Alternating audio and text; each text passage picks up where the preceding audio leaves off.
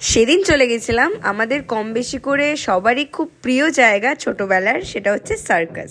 হ্যাঁ, বহু বছর পর আমরা সার্কাস দেখতে গেছিলাম। সেটা যদিও বা মায়ের হুজুকেই পসিবল হয়েছিল। আজকালকার দিনে ছোটবেলার এই সুন্দর সুন্দর মুহূর্তগুলো দিন দিন নষ্ট হয়ে যাচ্ছে।